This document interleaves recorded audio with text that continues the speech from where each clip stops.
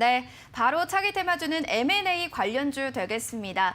이렇게 시장이 어려울 때 오히려 M&A 관련주를 봐야 되는 건가 싶은데 맞는 건가요, 전문가님? 모든 M&A 관련 기업들을 우리가 다 하나의 테두리로 묶어서 주목을 해야 된다라는 그런 의견보다는 지금 시장이 사실 쉽지 않은 시장이다 보니까 저 역시도 내일의 테마주를 선정을 하는 데 있어서 굉장히 고민이 깊은 상황입니다.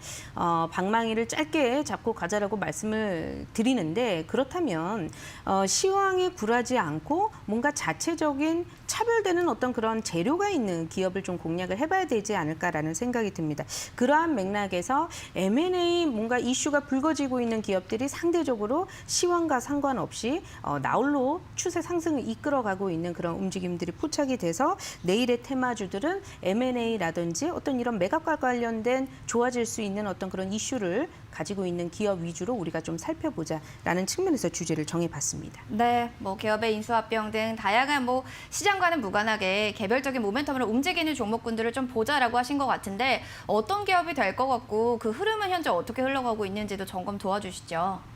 네, 지금 M&A 시장에 주로 이제 제약사들이 많이 나오곤 합니다. 이제 제약사들 같은 경우에는 자체적으로 이제 생산 시설이라든지 유통망이라든지 이런 것들은 이제 확보가 되어 있는데 뭔가 성장성적인 측면에서 한계를 느낀 기업들이 이렇게 시장에 매물로 나오곤 하는데요. 시장에서 아주 인기가 많습니다. 특히나 우리 코스닥 시장 안에서도 바이오 기업들 굉장히 많아지고 있는데 이 바이오 기업들은 신약에 대한 어떤 기술이라든지 R&D에 대한 이런 준비들은 되어 있는데 막상 이 생산시설과 유통망에 있어서 확보가 안 되어 있어서 좀 실제로 시연하기가 힘든 그런 이제 바이오 기업들 같은 경우에는요. 시장에 매물로 나와 있는 제약사들을 인수를 하곤 합니다. 그러한 추세가 지금 몇 년째 이어지고 있고요. 최근에도 계속해서 M&A 시장에서 이 아이템으로 제약사들이 여전히 그 좋은 가격권에서 인수 후보로 지금 나오고 있는 것으로 보여집니다. 또 중소형 제약사들이 이제 제네릭을 기반으로 해서 복제 의약품을 기반으로 해서 이제 크다 보니까 사실 이 제네릭 시장이 어느 정도 좀 포화 상태가 되면 좋은 실적을 내기가 힘든 그런 이제 성장성에 있어서 좀 제한이 되어 있다 보니까 특히나 코로나로 인해서 올해 그 경기가 전반적으로 어렵거든요. 이럴 때 좀 많은 매물들이 나오고 있는 것으로 보여지고 있고요. 현재 시장에서도 올해 같은 경우에도 인수가 실제로 타진이 되고 있는 그런 기업들도 나오고 있고 또 아직은 아니지만 M&A 이슈가 있는 그런 이제 기업들이 있는데 이들 기업들이 상대적으로 최근에 이번 주 들어서서 이제 시장이 약간 좀 어지러운 가운데 그 가운데서도 좀 선방하는 그런 움직임을 보여주고 있다. 이렇게 이해를 하시면 되겠습니다. 대표적인 M&A 기업으로 제약사를 눈여겨보시면 될 것 같고요. 일단 제네릭 경쟁이 굉장히 치열하다, 이 시장이 치열하다라고 설명을 해주셨습니다. 제약사 참 많잖아요. 그 안에서 어떤 종목 봐야 될까요? 네, 정말 많은데 최근에 얘기가 나오고 있는 기업이 지금 몇 달째 사실 얘기가 나오고 있기는 합니다만 화일약품이라는 기업이 있습니다.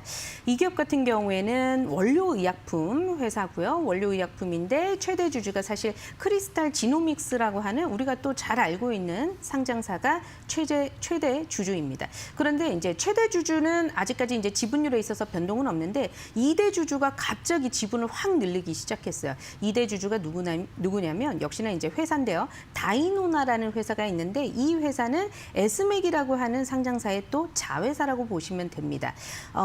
이 다이노나의 대표님이 보유를 하고 있는 상장사들 또 기업들이 상당히 많은데 그동안 인수 후에 또 좋은 경영 실적을 보여줬다라는 측면에서 다이노나가 2대 주주로서 또 제3자 배당 유상 증자를 통해서 지분을 늘리는 그러한 이제 과정이 화일약품의 기존 주주분들한테도 이것이 크게 나빠 보이지 않는 그런 여론적인 측면에서는 굉장히 좀 긍정적으로 보여지고 있는 것으로 확인이 되고 있습니다. 게다가 이제 화일약품 같은 경우에는 이제 기술적인 움직임을 한번 살펴보면 7월 한 달간 정말 큰 폭으로 올랐다가 사실 이제 시장이 약간 성장 동력을 잃은 탓에 8월, 9월에는 계속해서 이제 상승 추세 이어나가지 못하고 뭔가 계속해서 17,000원 부근에서 막혔던 움직임들이 나타나곤 했었어요. 그런데 그 이후부터 본격적으로 추세를 좀 깨고 이탈을 하더니 어느 정도 지금 7월에 오르기 이전의 가격권까지 내려온 상황에서 또다시 이제 저가 메리트가 좀 발생이 되고 있고요. 역시나 몇 달 전부터 이어왔던 불어왔던 M&A 이슈가 계속해서 조금 더 부각이 되고 있는 그런 상황입니다. 가격적으로는 어느 정도 지금 너무나 높은 가격에 매수를 하는 것이 아니기 때문에 사실상 지금 접근하는 것이 가격적으로는 좀 부담이 없겠다라는 의견이 가장 큰 투자 포인트가 되지 않을까라고 생각이 들고요. 그러한 측면에서 저는 매수가는 9,800원에서 1,300원 부근에서 접근해 보시는 전략 말씀드려보면서요. 목표가 같은 경우에는 13,000원, 일단 61선 언저리 부근까지 노려보도록 하겠습니다. 손절가는요. 지금 매수가 하단이 9,800원인데 요새는 손절가를 너무나 폭을 넓게 드리면 막상 이제 손절하시기가 어려울 정도로 낙폭이 좀 커지는 부분이 있어서 손절가를 9,400원, 지난번 이틀 전에 그 저점을 기반으로 해서 9,400원으로 제시 도와드리도록 하겠습니다.